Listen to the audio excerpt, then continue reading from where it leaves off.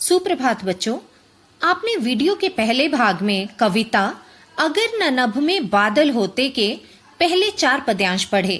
आज हम पढ़ेंगे इस कविता के अंतिम 3 पद्यांश। तो आइए पढ़ते हैं। अगला पद्यांश देखते हैं। कौन लगाता फिर फुलवारी। अब बच्चों, आप सभी को मालूम है कि जब भी हमें कोई पेड़ पौधे लगाने होते हैं तो उनके लिए सबसे ज्यादा जरूरी क्या होता है? पानी। क्योंकि पानी के बिना हमारी फसलें नहीं पक पाती हैं, फसलें बड़ी ही नहीं हो पाती हैं, सूख जाती हैं, ना फूल पौधे लग पाते हैं। तो यहाँ पर कवि कहते हैं, कौन लगाता फिर फुलवारी, कैसे होती खेती बारी। कहाँ किसान बीज को बोते, अगर न नभ में बादल होते।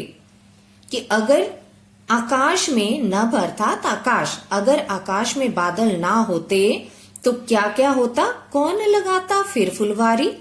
अगर आसमान में बादल ना होते तो कौन फूलों की फुलवारी अर्थात फूलों की वाटिका, जहां पर खूब सारे फूल लगाए जाते हैं, अगर बादल ना होते तो कौन फुलवारी लगाता, फूलों की वाटिका लगाता।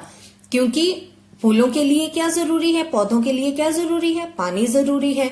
तो अगर पानी ना होता, बादल ना होते तो फुलवारी भी ना लग पाती। फुलवारी को कौन लगाता, कैसे होती खेती बाड़ी। और पानी के बिना खेती बाड़ी अर्थात खेती बाड़ी, जब किसान फसलें उगाता है, अपने खेतों में काम करता है और खूब सारी फसलें उगती हैं, तो इसी को क्या कहा गया है? खेती बाड़ी। बादल ना होने पर खेती बाड़ी भी कैसे होती?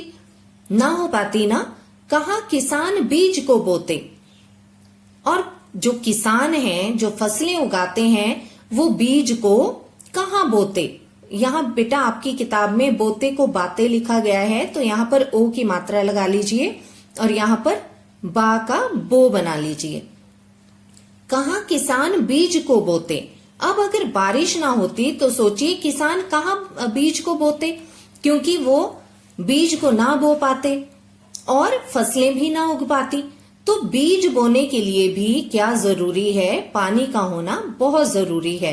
तभी तो हमारी फसलें उगेंगी, तभी वो बड़ी होंगी।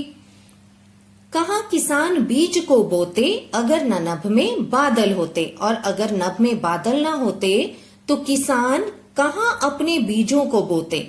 वो नहीं कर सकते हैं ये काम बिना पानी के।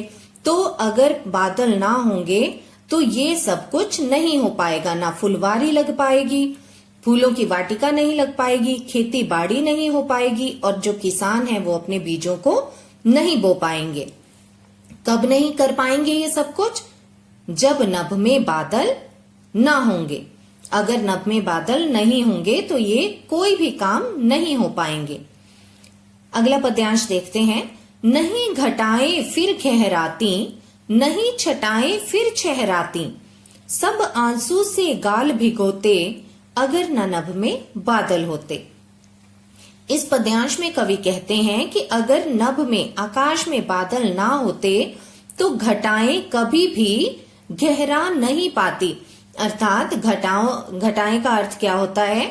जब बादल बरसते हैं, बादल छाते हैं आसमान पर, तो क्या होता है? ऐसे लगता है कि सारा आसमान उन्हीं से भर गया है और चारों तरफ बादलों की घटाएं छा गई हैं, बादल ही बादल छा गए हैं। लेकिन अगर आसमान में बादल ही ना होते तो घटाएं भी ना गहरा पाती। गहराना का अर्थ होता है घना होना, गहराना मतलब घना। तो घटाएं जो हैं वो घनी ना हो पाती और नहीं छटाएं फिर छहराती। और चारों तरफ जो छटाएं हैं, मतलब जो प्रकृति है, वो सुंदर नहीं दिख पाती। सब आंसू से गाल भिगोते, अगर न नभ में बादल होते। अगर आकाश में बादल ना होते तो क्या होता? सब आंसू से गाल भिगोते, तो पानी नहीं मिल पाता और सबको अपने गाल कैसे भिगोने पड़ते? आंसुओं से। अर्थात सबको एक तो रोना पड़ता और दूसरा, इसका अर्थ ऐसे भी लिया जा सकता है कि हमारे पास अपने गाल भिगोने के लिए भी पानी ना होता, वो भी किससे भिगोने पड़ते? आंसुओं से, और सभी को रोना पड़ता। आइए अगला पद्यांश देखते हैं। जाड़ा आता यहाँ बेटा गर्ती लिखा है, यहाँ होगा गर्मी, तो आप भी इसे ठीक कर लीजिए। जाड़ा आता गर्मी आती, पर वर्षा ऋतु नहीं दिखाती। हम रिमझिम बूंदों को रोते, अगर न नभ में बादल होते। अब अगर आसमान में बादल ना होते तो और क्या होता? जाड़ा आता। जाड़ा क्या होता है? जाड़ा होता है सर्दी, सर्दी का मौसम। तो अगर बादल ना होते तो क्या होता? जाड़ा भी आता, मतलब सर्दी भी आती, गर्मी आती, गर्मी भी आती, गर्मी का मौसम भी आता, पर वर्षा ऋतु नहीं दिखाती। लेकिन वर्षा ऋतु ना हो पाती, मतलब बारिश ना हो पाती। अब आपको मालूम है ना कि जुलाई महीने में कितनी बारिश होती है ना? तो वो कौन सा महीना होता है? बरसात का महीना, जब बहुत ज्यादा बारिश होती है जुलाई अगस्त में। तो क्या होता अगर बादल ना होते? सर्दी भी आती, जाड़ा भी आता, गर्मी भी आती, लेकिन वर्षा ऋतु अर्थात बारिश का मौसम हमें कहीं नहीं दिखाई देता। हम रिमझिम बूंदों को रोते, और ऐसे में हम बारिश की बूंदों के लिए क्या करते? तरस जाते और रोने लगते, क्योंकि बारिश बहुत जरूरी है। तो अगर बादल ना होते तो हम क्या करते? रिमझिम बूंदों, जब बारिश की बूंदें गिरती हैं ना रिमझिम करती हुई, तो कितनी सुंदर लगती हैं। तो हम उन रिमझिम करती बूंदों के लिए रोते, अर्थात हमें उन बूंदों के लिए भी तरसना पड़ता, रोना पड़ता, और इस तरह हमारा जीवन बीत जाता अगर न नभ में बादल होते, अगर आसमान में बादल ना होते। तो बच्चों, इस कविता में सोहनलाल द्विवेदी जी ने बादलों के महत्व को बहुत सुंदरता के साथ दर्शाया है।